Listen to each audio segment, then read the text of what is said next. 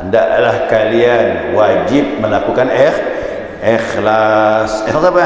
Ikhlasil qasdi lillahi ta'ala.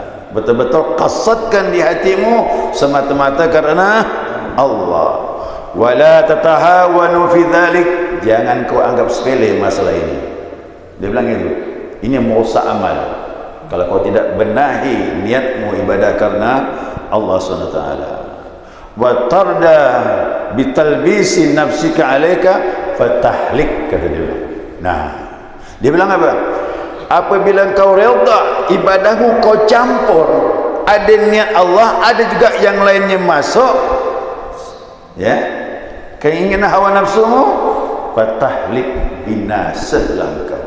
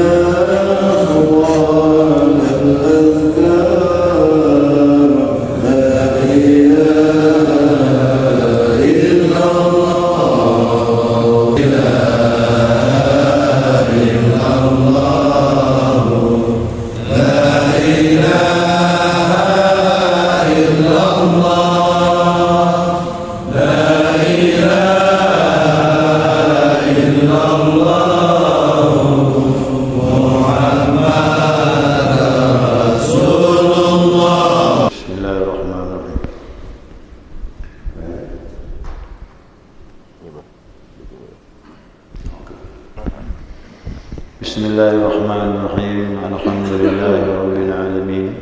Allahumma salli ala nuril anwar wa sirril asrar wa tiryakil aghyar wa miftahi babil yasar sayyidina wa maulana Muhammadin al-Mukhtar wa alihi al-athhar wa ashabil akhyar adada ni'amillahi wa ibtari.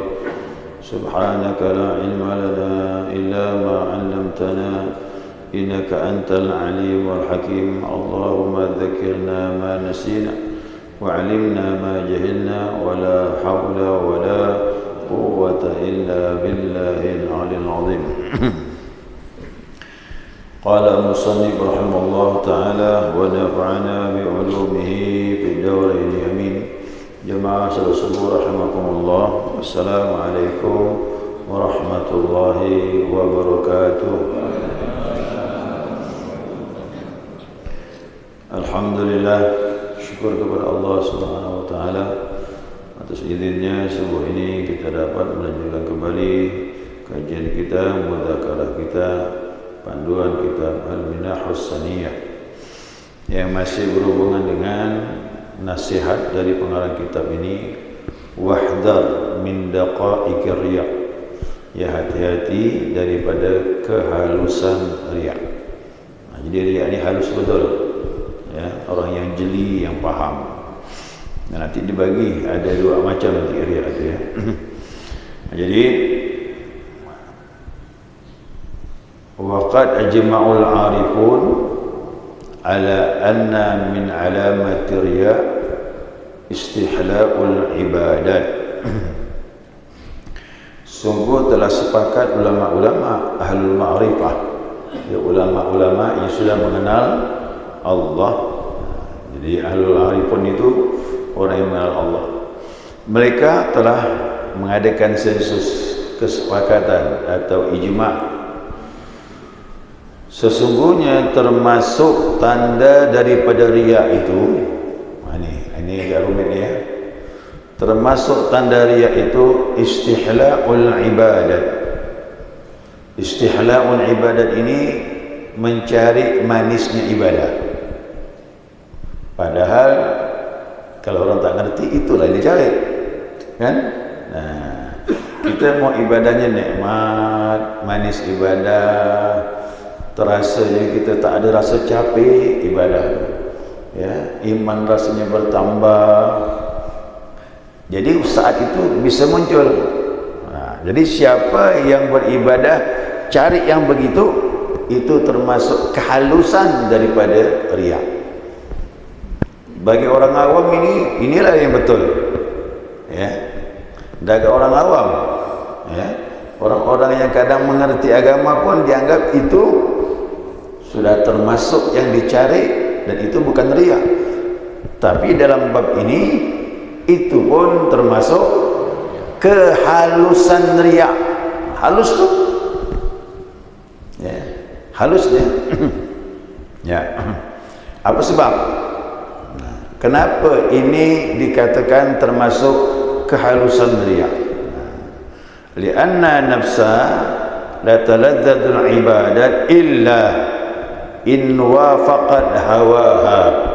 Nah, ya, dia bilang apa?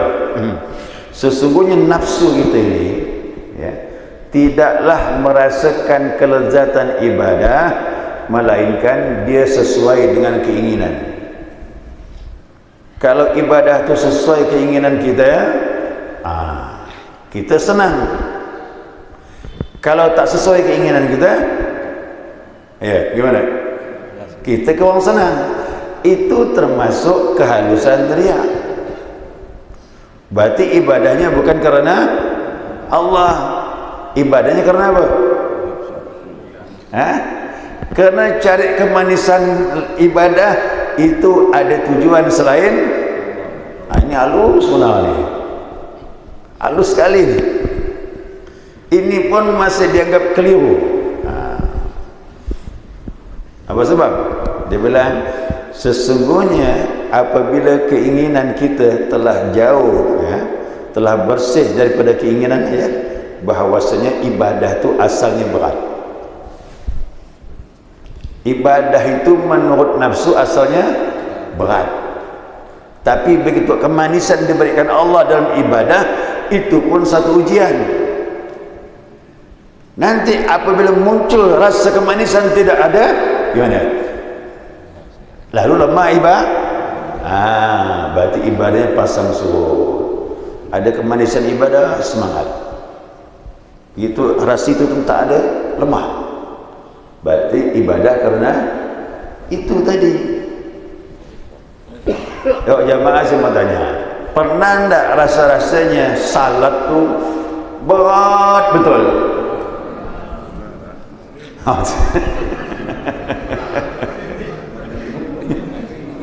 Ya kan? Nah, itu yang berbahaya tuh. Kalau kita lemah ibadah, berarti ibadah kita goyang karena keadaan tadi. Nanti suatu saat ibadahnya enak betul, tak ada secapek, semangatnya tinggi. Itu kalau ada datang, kita mantap ibadahnya. Kalau tidak muncul itu lemah ibadahnya, berarti ibadah karena itulah dia, bukan karena Allah. Paham tak ni? Inilah katakan daqaiqur riya, halus betul ni. Halus betul. Jadi bagaimana? Zikir juga begitu, ya. Jadi Allah dia nak uji hati kita. Ini betul nak istiqamah dengan aku. Aku buat dia lemah ibadah, oh mantap masih ibadahnya. Aku kasih manis ibadah, tak terpengaruh, tetap istiqamah dia. Itu maksudnya, ya. Ya, zikir juga gitu, tengah lemah-lemah berzikir, jangan berhenti, terus lawan lah. Ya, lawan terus. Itu guru kami bilang seperti orang naik sepeda kan. Ya, sepeda kan belajar kan pas jatuh, jangan berhenti. Kalau berhenti tak pandai-pandai. Ya. Jadi semua ibadah sama. Gitu kat sedekah, berat betul sedekah ni. Macam mana ni? Lawan, keluarkan dia. Gitu dia. Ada saatnya mau sedekah, mantap. Pun itu inayah Allah. Berat, sedekah saja. Caranya gitu melawan. Imam Ghazali tahap-tahap awal supaya kau dermawan, pagi-pagi sedekah. Tak, cara itu agak lambat bagi saya lah. Zikir ya betul. Kalau zikir dibetulkan, iman kita bertambah, semua ibadah mudah. Makanya zikir jangan berhenti. Ya, jangan berhenti zikir, teruskan. Kerana zikir itu akan merubah semua ibadah kepada Allah SWT. Ya. Mudah-mudahan jelas ni ya. Ini halus ni kajiannya. Saya ni terus terang bahas ni macam-macam rupa riak ni. Saya sangka riak tu ibadah orang mandang semangat. Nah, ini tak ada orang mandang. Ini dalam hati demi Allah. Kadang nikmat ibadah, kadang berat. Ini keadaan yang silih berganti. Gimana kita ni? Istiqamah atau tidak? Ibadah karena makanya yang mahal istiqamah. Datang kemanisan ibadah, jalan ibadah. Lagi lemah-lemahnya tetap ibadah. Di situ Allah mulia. Istiqamah ni mahal mah. Ya, mahal istiqamah. Nyaman mengucap ni. Nah, ada ibu-ibu pengaji tu namanya ibu istiqamah. Banyak apa nama ibu istiqamah tu? Kenapa orang beri nama anak begitu? Kena doa. Mudah-mudahan anakku istiqamah dalam ibadah, istiqamah dalam iman. Iman diharapkan begitu. Ramadan yang kemarin juga ketahuan istiqamah dengan anda kan? Tarawih. Ketahuan tu. Itu sebulan tu. Bukan seumur hidup. Sebulan istiqamah tu Pak. Tarawih awalnya ramai, semangat. Tengah-tengah kandas saudara. Nah, akhir buat muncul lagi akhir tu. Untuk sebulan istiqamah berat. Ini Allah minta istiqamah seumur hidup. Seumur hidup. Innal ladzina qalu rabbuna Allah tsumma istaqamu. Sesungguhnya orang yang mengatakan Allah Tuhan kami kemudian istiqamah, tak goyang. Tatanazzalu malaikatu alla takhafu wa la tahzanu. Turun malaikat. Dia tak sadar diri malaikat. Malaikat bisikan di hatinya, jangan takut, jangan gentar, berita gembira untuk kalian. Begitu malaikat. Itu istiqamah Tuhan. Jadi tolong ibadah jangan kerana keadaan. Lagi nikmat ibadah wajib, lagi suruh lemah-lemah lah. Lemah kan? Jangan gitu. Ya, mudah-mudahan kita istiqamah ibadah ni. Ibadah kerana Allah. Di situlah jamaah faham. Ternyata ulama buat niat tu tidak sepele. Usalli fardhu subhi rak'ataini ma'muman lillahi. Yang terakhir tu berat tu lillahi ta'ala. Itu itu penekanan untuk ibadah tu. Jangan masuk yang lain. Ya, jangan kerana yang lain. Itu nampak sepele niat dia, tapi niat tu menentu dia. Ya. Itu yang pertama. Yang kedua, wa minhal amalu lillahi ta'ala wa li syai'in akhar. Ini beberapa lagi ni. Ini sama juga ni. Ya. Niatnya dicampur. Macam es campur tu. Ya, ada cendol, ada apa gitu. Macam-macam es campur. Ya. Memang menurut hawa nafsu nikmat. Ya. Tapi untuk kesihatan betul-betul ada sehat. Maka ibadah macam mana ni? Nah, di sini katakan dia beramal kerana Allah. Tapi ada unsur yang lain masuk. Ini dicampur ni. Ya, dicampur. Ustaz, saya ni ibadah kerana Allah, tapi di balik itu saya kepingin rezeki saya murah. Macam mana? Macam mana? Masuk tu. Jadi mencampurkan, menggabungkan seperti ini, masuk juga dikatakan daqaiqur riya, kehalusan riya. Jadi macam mana ni? Allah mau steril, yang kedua jangan masuk kan? Tapi boleh jadi rezeki kita berkah. Cuman itu jangan masuk. Gitu. Dan memang saya yakin kalau orang ibadah karena Allah, rezeki diberkahi Allah. sedikit ke, sedang ke, banyak ke, berkah, cukup insya-Allah. Nah, cuma itu jangan masuk, tak boleh. Jadi sterilkan lillahi ta'ala, atau bahasa kita zikir tu ilahi anta maksudi, kau maksudi Allah. Cerita rezeki ni itu urusan Allah, cerita panjang umur urusan Allah, dimuliakan orang itu urusan Allah. Bisa dapat, tapi itu jangan masuk. Ya, itu jangan masuk. Itu sterilkan ibadah tu.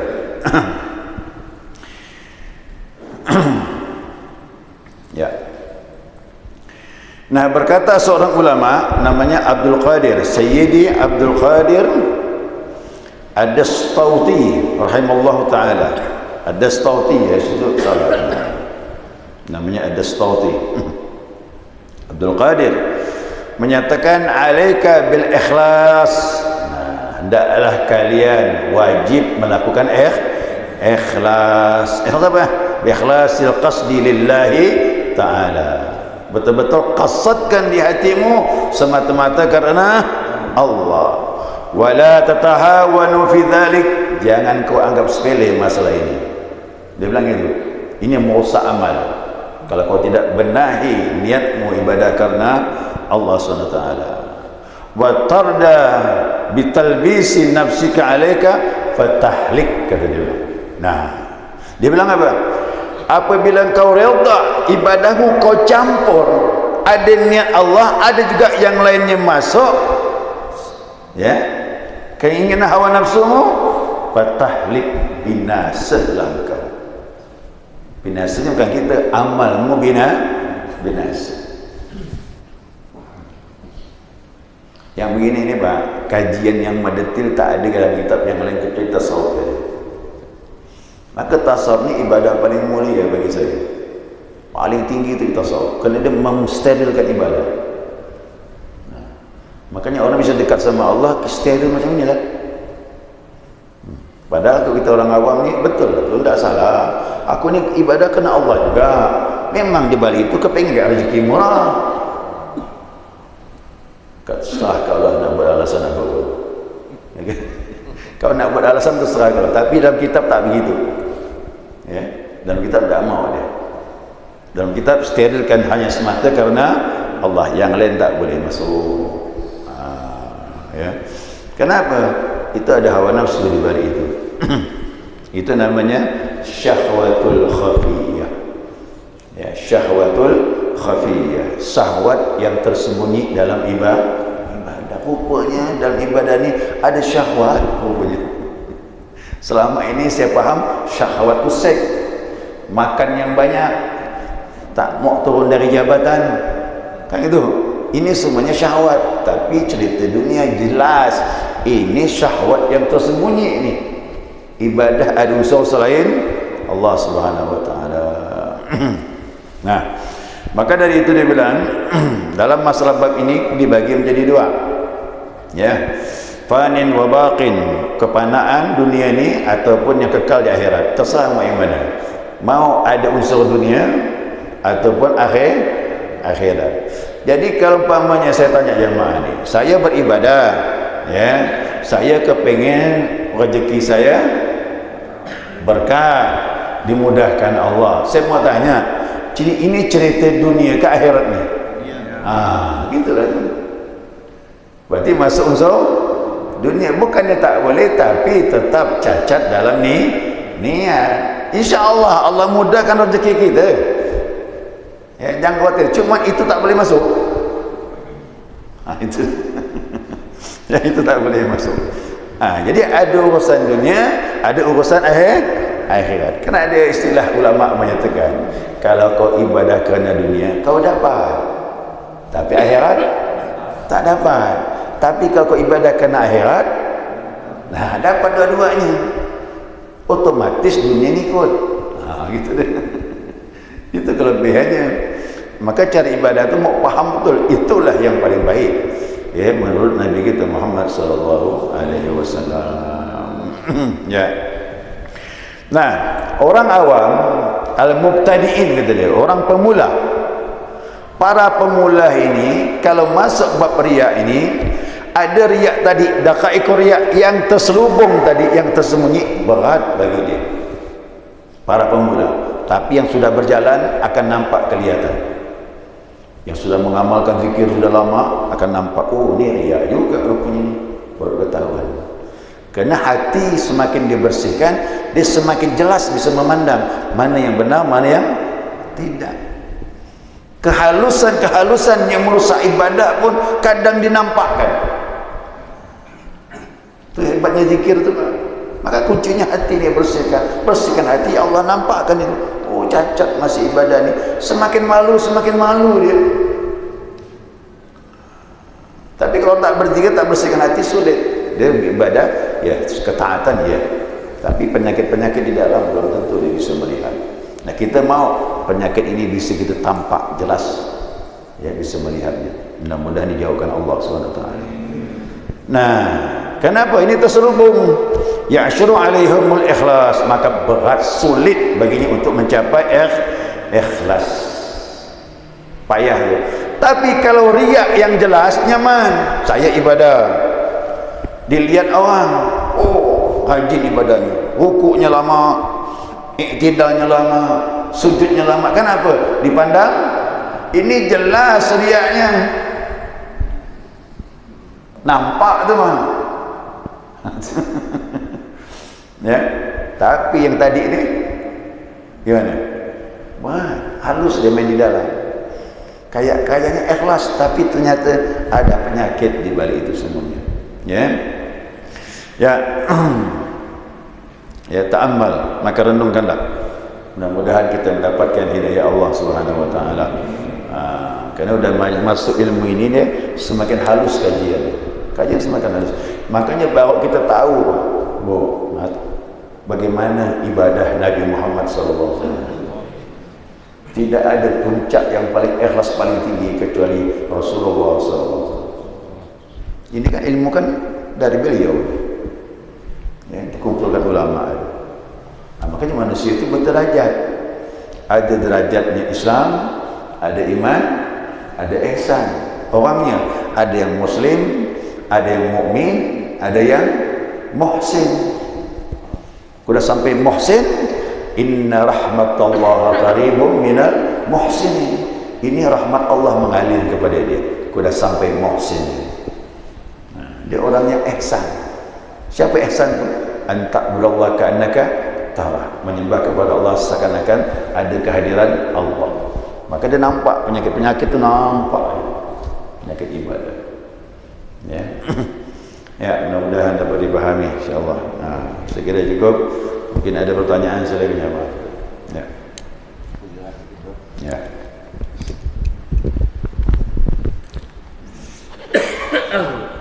Assalamualaikum warahmatullahi wabarakatuh. Assalamualaikum. Kesannya banyak kalian seseorang yang berpikir mengejar target-target.